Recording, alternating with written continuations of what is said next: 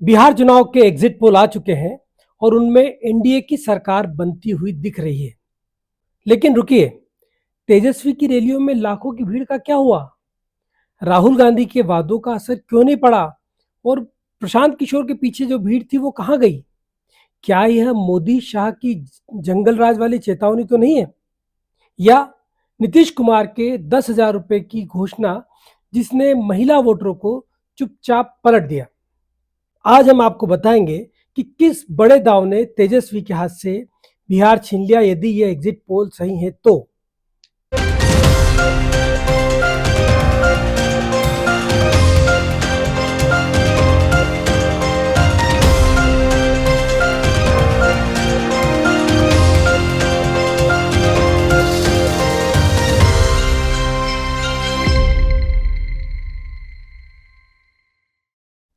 नमस्कार, big talk with ऋषि पांडे में आपका बहुत बहुत स्वागत है।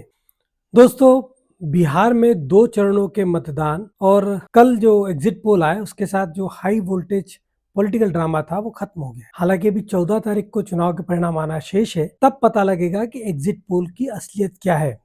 हालांकि जब 5 से 6 एजेंसियां जो अलग अलग ग्राउंड पर एग्जिट पोल कर रही थी, उन सभी के जो आंकड़े हैं वो लगभग एक समान है। यानी सभी एजेंसियां ये कह रही है कि बिहार में एनडीए की सरकार बन रही है, तो इसे मान लेने में कोई बहुत ज़्यादा रिस्क अब नहीं बचती है। लेकिन चुनावी संभावना है और चुनावी संभावनाओं का ऊँट कब किस करवट बैठ जाए कुछ कहा नहीं जा सकता। एग्जिट पोल ने बता दिया है कि एनडीए बहुमत से आगे हैं। अब हम आपको उन 4 निर्णायक फैक्टर का विश्लेषण देंगे जो चुनावी सभाओं, घोषणा पत्रों और नेताओं के बयानों से उपजे और बिहार के नतीजों को लगभग बदल देने की स्थिति के लिए जिम्मेदार है। हम समझेंगे कि इस जीत के पीछे यदि ये जीत हो जाती है जो एग्जिट पोल कह रहे हैं, तो इसके पीछे वो चुनावी दांवपेच क्या थे? क्या नीतीश कुमार की रणनीति, मोदी शाह का तूफानी प्रचार, तेजस्वी यादव के वादे, पीके की जन स्वराज यात्रा? आज हम 4 निर्णायक फैक्टर पर बात करेंगे और देखेंगे कि कैसे दोनों गठबंधनों के घोषणा पत्र और नेताओं की रैलियों ने जमीनी स्तर पर वोटरों का मन बदला। पीएम नरेंद्र मोदी और गृह मंत्री अमित शाह की ताबड़तोड़ चुनावी सभाओं में 2 बातें लगातार दोहराई गई। पहली, राष्ट्रीय सुरक्षा और विकसित भारत की गारंटी, और दूसरा, केंद्र की योजनाएं जैसे आवास, डायरेक्ट कैश ट्रांसफर और बिहार का विकास केवल डबल इंजन से संभव। एनडीए के घोषणा पत्र में महिलाओं को 10,000 रुपए देने की घोषणा ने एक बहुत बड़ा फायदा पहुंचाया है। ये हम पिछले कई चुनाव से देख रहे हैं कि महिलाओं को जब सीधे जो मदद मिलती है उससे चुनाव परिणाम बदल जाते हैं। यह घोषणा सीधे सीधे महिला वोटरों को एनडीए की तरफ लेकर आई। उन्होंने नीतीश कुमार की शराबबंदी की नीति पर पहले से ही भरोसा जताया हुआ था। निष्कर्ष ये निकल रहा है कि मोदी शाह के प्रचार ने एंटी इनकम्बेंसी को विकास के वादे और सुरक्षा की गारंटी में बदलकर वोटों को अपनी झोली में डाल दिया। दूसरा फैक्टर जिसने तेजस्वी यादव को सबसे ज्यादा नुकसान पहुंचाया वो था एनडीए का जंगल राज का सफल नैरेटिव। नीतीश कुमार ने अपनी सभी सभाओं में रोजगार के वादों पर सीधा हमला करने के बजाय तेजस्वी यादव को लालू राबड़ी के दौर के कुशासन से जोड़े रखा। एनडीए के प्रचार में तेजस्वी के रोजगार के वादे के सामने अपराध और असुरक्षा का डर खड़ा कर दिया। शाह ने अपनी सभी सभाओं में स्पष्ट कहा कि अगर जंगल राज लौटा तो बिहार की प्रगति रुक जाएगी। इस डर ने उच्च जाति, मध्यम वर्ग और महिला वोटरों को एनडीए के साथ मजबूती के साथ जोड़े रखा।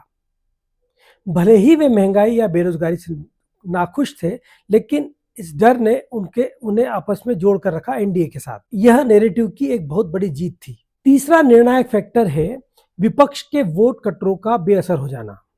यदि मैं ये जो सारी बातें कर रहा हूं ये उस स्थिति में जबकि ये एग्जिट पोल सही साबित हो जाते हैं। चिराग पासवान सबसे पहले बात करेंगे। 2020 में जेडीयू के खिलाफ बगावत करके एनडीए को नुकसान पहुंचाने वाले चिराग इस बार एनडीए के साथ थे। उनके पार्टी के वोट वापस एनडीए में जुड़ गए, जिससे नीतीश कुमार की जेडीयू की सीटें पिछली बार से बेहतर होने का अनुमान है।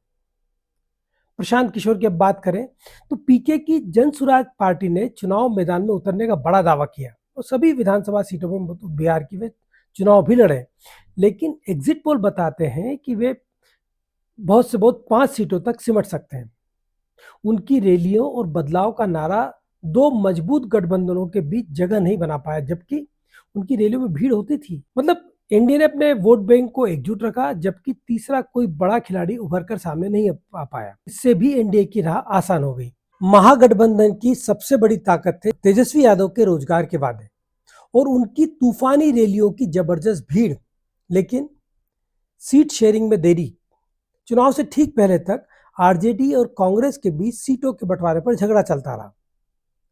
इससे जनता में यह संदेश गया कि गठबंधन एकजुट नहीं है, उसमें कहीं ना कोई बिखराव है, एक किसी भी मुद्दे पे वे सहमत नहीं हो पा रहे। दूसरा, राहुल गांधी का प्रभाव। कांग्रेस नेता राहुल गांधी ने भी कई सभाएं की, लेकिन उनके भाषणों का स्थानीय मुद्दों तक पर सीमित प्रभाव रहा। लालू यादव भी स्वास्थ्य कारणों से पूरे चुनाव में अपनी पुरानी ताकत से प्रचार नहीं कर पाए। अगला पॉइंट है कि घोषणा पत्र की विश्वसनीयता का। जहां तेजस्वी का रोजगार का वादा बड़ा था, वहीं एनडीए ने उसे पैसा कहां से आएगा जैसे सवालों में उलझा दिया। तेजस्वी ने जमीन पर संघर्ष किया, लेकिन गठबंधन की अंदरूनी कमजोरी और एनडीए के प्रभावी नैरेटिव के सामने उनकी तमाम कोशिशें बहुमत तक नहीं पहुंच पा रही है, जैसा कि ये एग्जिट पोल कह रहे हैं। तो दोस्तों, यह था बिहार 2025 के चुनाव के एग्जिट पोल का निचोड़। एनडीए ने महिला वोटरों, सुरक्षा के नैरेटिव और अपने संगठन की ताकत से यह जंग जीत लिए फिलहाल तक। तो याद रखें, यह महज अनुमान है। आपका विश्लेषण क्या कहता है? क्या आपको लगता है कि एनडीए ने सही रणनीति अपनाई या महागठबंधन ने कोई बड़ी गलती कर दी? कमेंट बॉक्स में हमें जरूर बताएं। असली नतीजे 14 नवंबर को आएंगे। तब तक के लिए नमस्कार।